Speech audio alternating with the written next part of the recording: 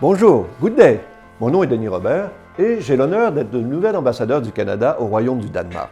J'arrive à Copenhague avec enthousiasme et inspiration, avec la ferme intention de faire fructifier nos relations bilatérales, qui sont par ailleurs déjà excellentes. J'entends également conjuguer les efforts de nos deux pays en vue de trouver des solutions aux défis mondiaux auxquels notre planète est confrontée.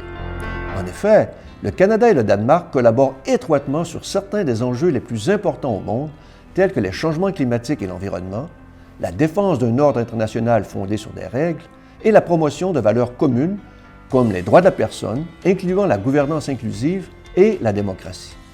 Le Canada et le Danemark ont cette capacité de mobiliser les partenaires internationaux afin de construire un monde plus juste, plus harmonieux et plus sécuritaire.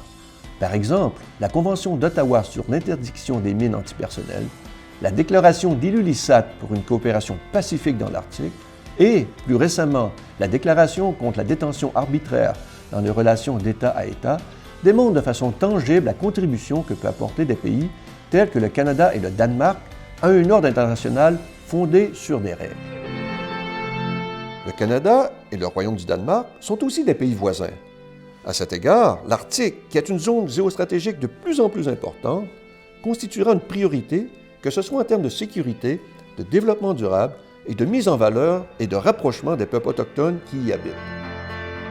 Une autre priorité sera l'expansion de nos échanges économiques, commerciaux et scientifiques, facilités par le très innovateur accord de libre-échange entre le Canada et l'Union européenne, en vigueur depuis 2017, et dont le Danemark fut l'un des premiers pays à le ratifier. D'un point de vue plus personnel, ce retour en Europe constitue quelque part un retour aux sources. En effet, c'est sur ce continent que mes parents se sont rencontrés, plus précisément en Belgique, lors de la Deuxième Guerre mondiale, alors que mon père, militaire canadien, participa avec les forces alliées à la libération du pays de ma mère. J'apporte avec moi au Danemark plus de 30 ans d'expérience diplomatique. J'ai eu la chance de servir mon pays dans différentes fonctions, en France, en Belgique, au Luxembourg, au Mexique, au moment des négociations du premier accord de libre-échange nord-américain, et en Haïti, où j'ai participé à la gestion de la crise humanitaire provoquée par le tragique et dévastateur tremblement de terre de janvier 2010.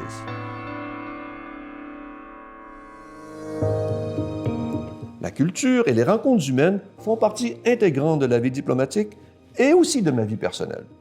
Les artistes, les scientifiques et les sportifs canadiens ont toujours constitué des alliés précieux pour faire connaître notre pays sous ses différentes facettes.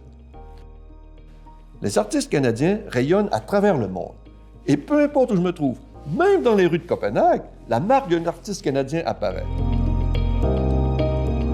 Je profiterai enfin de mon affectation au Royaume du Danemark pour m'imprégner des traditions, de la culture et de la beauté des paysages du Groenland, des îles Féroé et du Danemark. Mais surtout, j'irai à la rencontre de ses habitants. J'invite d'ailleurs la communauté canadienne résidente au Danemark à s'enregistrer, si ce n'est déjà fait, auprès de l'ambassade via son site Internet, de sorte que nous puissions communiquer facilement avec vous en cas de besoin. Moi et mon équipe de l'ambassade sommes impatients de vous rencontrer en personne et sur les réseaux sociaux. Viseis déroule, ta couche, sous chast. À bientôt!